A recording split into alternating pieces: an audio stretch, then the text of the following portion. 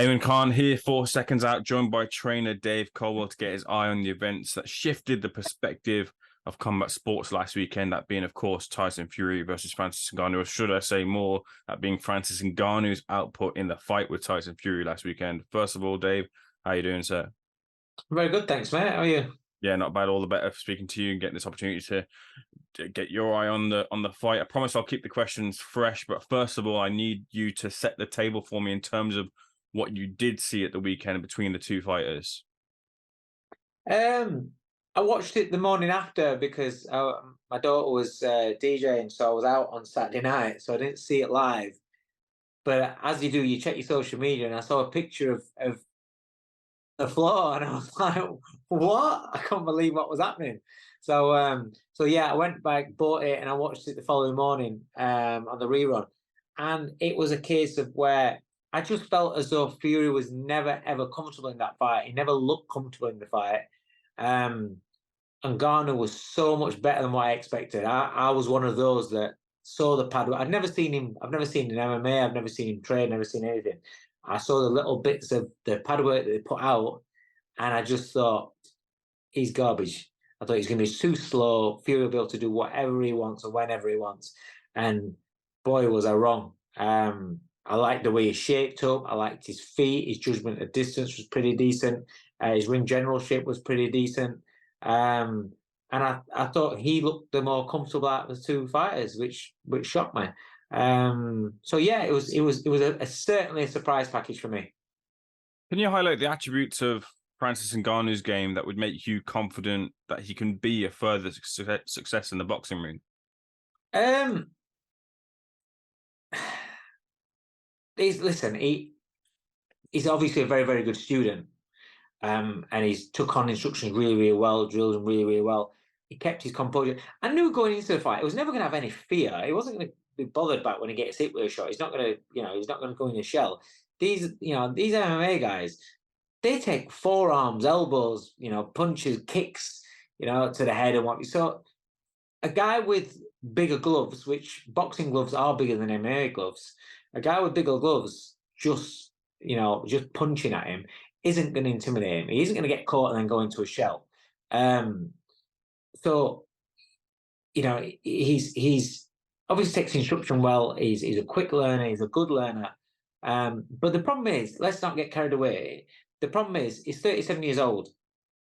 I wish he was younger and he was crossing over and he was going to be like, let's see how far I can take this. Because if he was younger, with more time to develop and get more experience, I think he's a fighter first and foremost. He's a tough man. He's a strong man, and he can take a shot. I would like to see how he develops in the boxing world, because he's obviously got a fighting brain.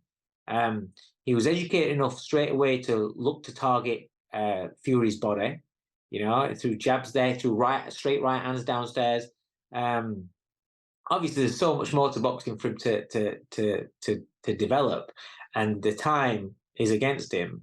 And also, what we've got to remember here is, I know a lot of people are saying, watching that, and he was very impressive, and he was very good for one fight novice. Very good. I'm not knocking him anyway, but what you have to remember is the element of surprise is now gone. Right? Nobody knew what this guy was. Like I said, I wasn't alone when I was saying, looking at the pad work and going, fucking hell, he's so slow, he's this, he's that. So I wasn't alone. But on fight night, that was surprise. Boom. Here you go. This is what I'm about. I can actually fight. I can actually box. Nobody now, if he goes in with Zhile Zhang, if he goes in with Anthony Joshua, if he goes in with Webb, if he went in with a rematch with Tyson Fury, nobody now will take him lightly and say, he's shit, he can't live in our sport, I don't even have to turn up. I just have to go in there and I just have to do what I want to do. Nobody's ever going to think that now. So now you will see where people take him seriously, prepare for him. There's footage now to watch of him and to be able to, understand what he's about. And then you would see a real sort of gauge of how good he is in the sport and how far he can go in the sport. The element of surprise is massive. People don't understand that. It is massive. and this is where a lot of fighters they get a bit of a shock. There's a rematch, and then it can turn things around because they go back. They've got something to look at. There's been no footage of Ngannou fighting boxing. Now there is. Also, I do think going on to the other side, I do think a big part of the other night was, I've always said, Tyson Fury's physical advantages, the reach, the height, the weight, the size of the man, add all them together, along with his boxing ability and his brain, his skills, he has so much of an advantage over the majority of people out there. When he fought Ngannou, the weight, there wasn't much in the weight, and Ngannou's solid, fit, athletic as well at the weight. But a key factor for me was Ngannou's reach. He got long arms. He might have given away some height, but his reach. And somebody told me afterwards, I mentioned this in an interview, and they said, "Oh, he actually got the same reach as Fury." Boom, there you go. Once Fury's not got that reach, it wasn't comfortable. And because Ngannou was decent and he was clever and he was patient, he was able to catch him back on the way out. And the left hook that dropped him was, I think he tried a left hook counter on the back of a 1-2 of Fury's a little bit beforehand, and it just missed. The next one caught him, and that's because he was patient. It wasn't just chasing around the ring and rushing and looking like he was clueless. He was very, very intelligent in the ring. I think it could be very, very good if he had time on his hands. But at 37, and now the secret's out, then you've got to be realistic and say, okay, well, the other guys in the division, the top guys in the division, they would now take this seriously, and you would then see, a bit of a gap.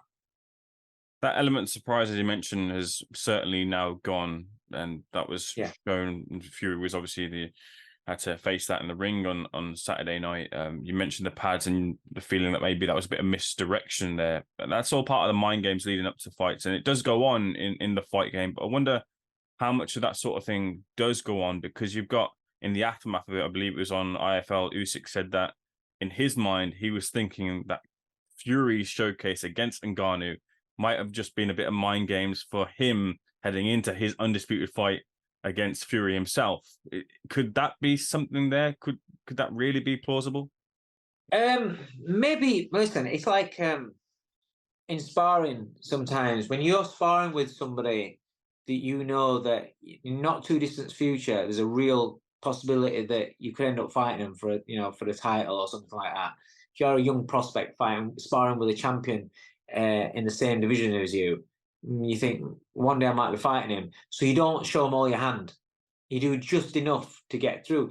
Maybe Fury's idea was to do just enough to win, but also because he'll have thought he could do whatever he wanted to do. So maybe his idea was, I'm just going to go in there, 60% of me, I'll be good enough, and that's it. But once you find yourself on your backside, that shit goes out the window, because then you think, oh, hang on a minute, this could go wrong here. I need to switch up. I need to switch on. Now, it's very, very hard to do that when you're not in that mentality of where you've got full respect for the person that's in front of you. When a fight, every fighter will tell you, if ever they've not taken somebody lightly, but not thought a fight is going to be as tough, not thought that this guy can really give me problems. I fought at a much higher level. This kid's not going to do anything. That's how shocks happen. We've had it before. Buster Douglas, Lennox Lewis against Rackman. The game's littered with upsets, and a lot of the time it's when the guys think the fight's going to be easier than what it turned out to be. But also because of that, maybe your preparation, you're thinking more about what's going off outside, the build up, the hype, the media stuff. And then you go in there and the guy in front of you is actually better than what you thought.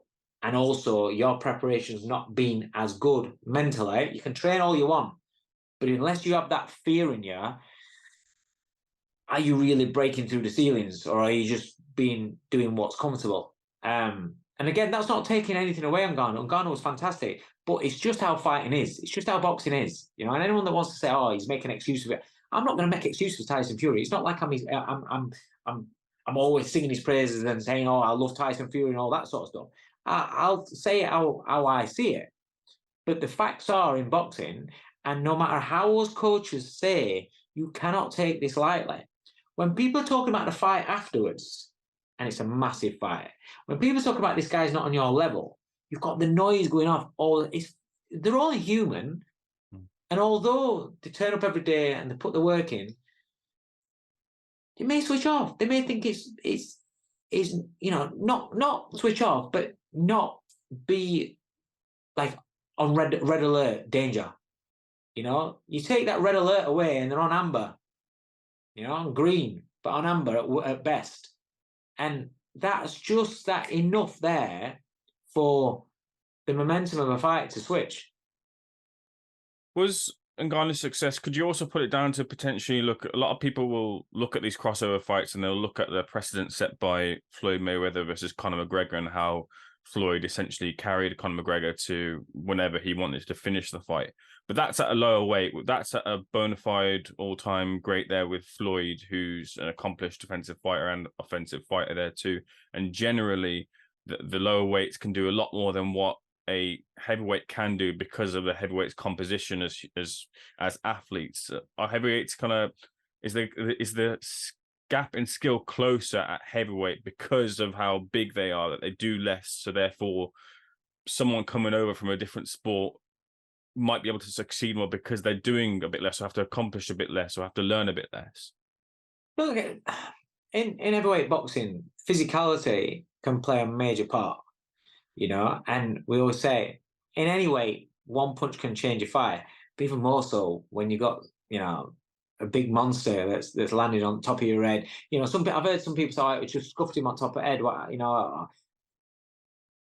mate, those shots on the top of your head, you quibble them and you balance, and they're the shots that can do the damage. It doesn't have to be on the chin. You know, on a lot of fighters, I remember, you know, I've seen fighters getting hit on the button, so to speak, all day long and never have a reaction. Get a scuff on the top of their head, and whoa, all of a sudden, legs have gone, done a little dance, or they're on the backside, you know? And somebody that's heavy handed like Ngannou, and like this is why we love heavyweight boxing. Anybody can take anybody out because you're talking about such big men, you know, doing the damage. Yeah, I mean, the physicality, when Ngannou's an athlete, you know, there wasn't a lot in the weight. But you look at Ngannou, he looked like an athlete. He was in shape. Now, I know bodies don't win fights, and Tyson Fury is testament to that. You know, I've had it myself with Bellew against David A. You know, bodies don't win fights, but when you know when you have the body and you're in shape, he was obviously in shape. And to go from, you know, the guy that's only done, I know it's 5 minute rounds, but psychologically 5 rounds, to know that you're going to be in 10 rounds. You've got to have be able to hold the mentality of that as well. And yes, he tired. I think he did tired down the stretch. You could see that. You know, his work rate was, but they are big men. His work rate did slow up, but you know, in the heavyweights, that especially these days, the work rate is not always fantastic anyway in the heavyweight division. And it's, you know, it can be a case of where it's quality versus quantity.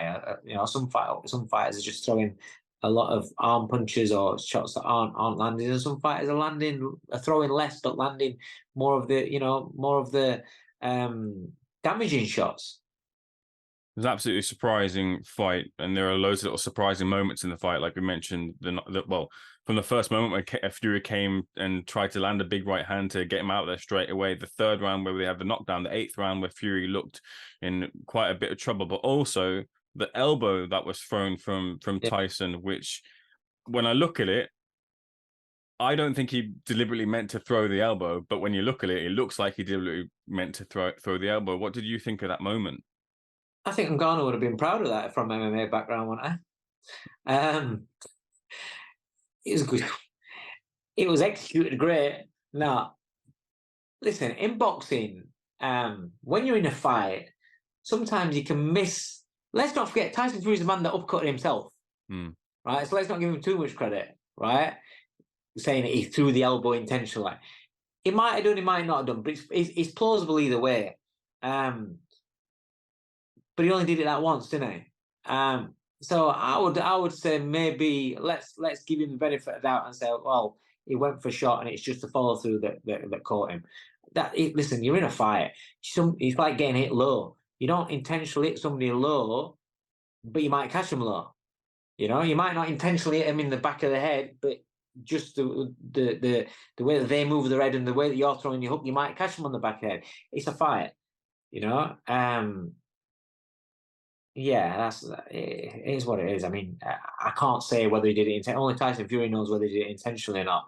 And it's same as VAR in football. If you throw some worse than what it actually is, it can look like it's intentional when actually it wasn't. He just threw the shot, and as he threw the shot at that angle, it missed the target, and it's just a follow through catches him.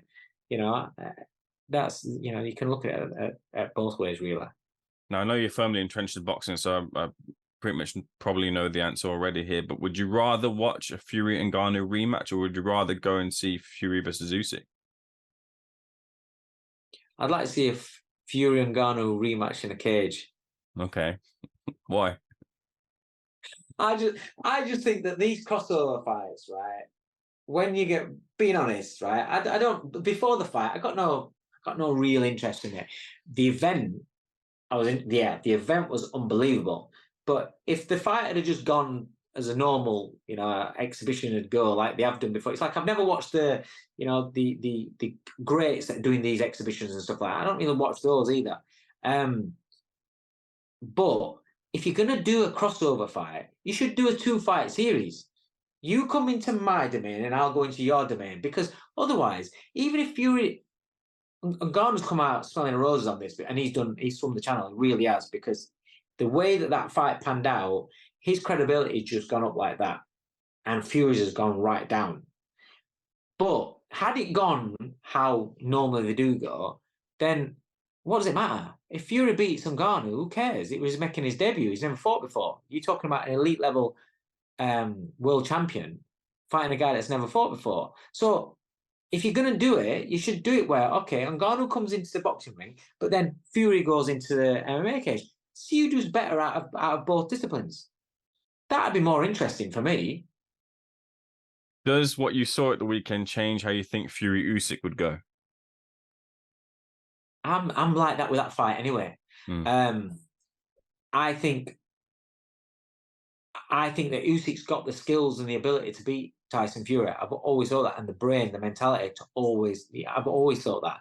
The only thing that I think where that could be proven wrong is that Fury's size and dimensions advantages over Usyk, along with Fury's skills and boxing brain himself, might be just too bigger order for Usyk. And as Usyk has developed into the heavyweight division, a lot of what made him so effective in the cruiserweight division has been lost. And so for that reason, I still think that Fury would be a favorite going into the fight. Because like I said, the other night, you've got to understand the reach advantage that Fury usually enjoys with a lot of the opponents buys him the time, gives him the distance, and that gives him the confidence to do what he wants to do. You take that reach away, and he looks uncomfortable, and a lot of his advantages are then gone. And that was against a novice. But Usyk hasn't got his dimension, he hasn't got that reach.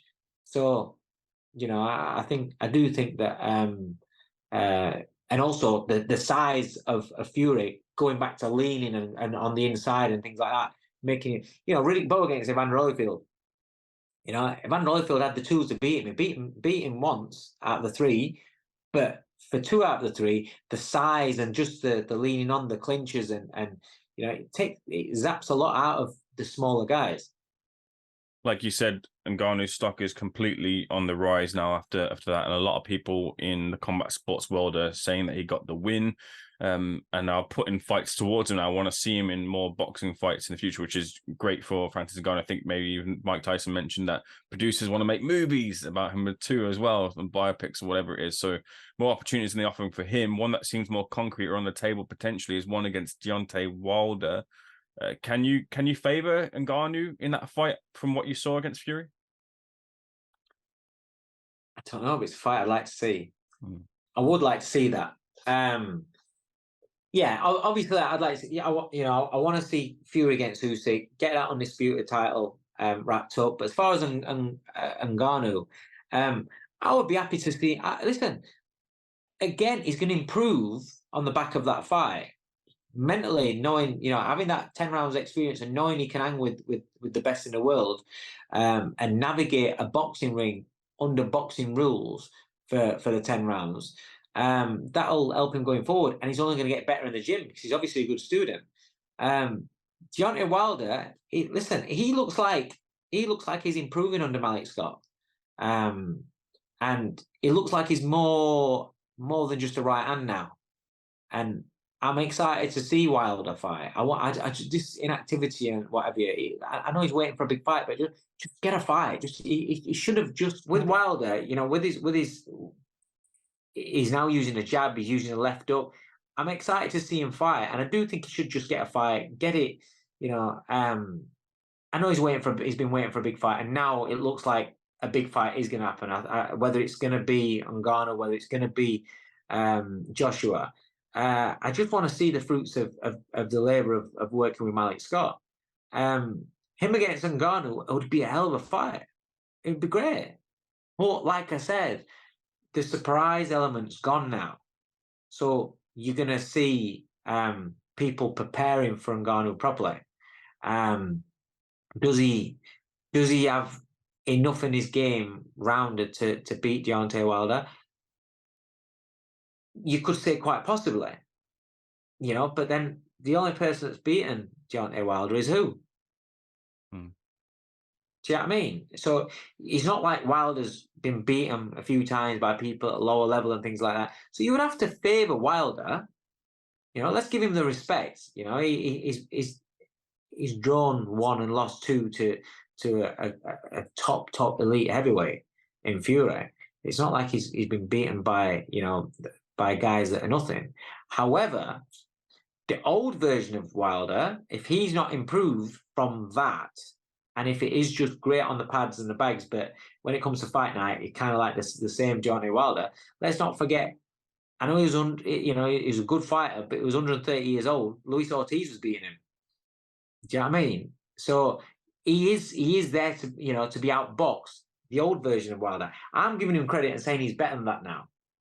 So if he is better than that now, and if he is what he looks like working with Malik, then I would favour him to have more dimensions to him. But it'd be a great fight. It'd be a really, really good fight. And I wouldn't put it past Ngannou to beat him. But like I said, the surprise element is gone. That's a big, big thing with what happened the other night, I think.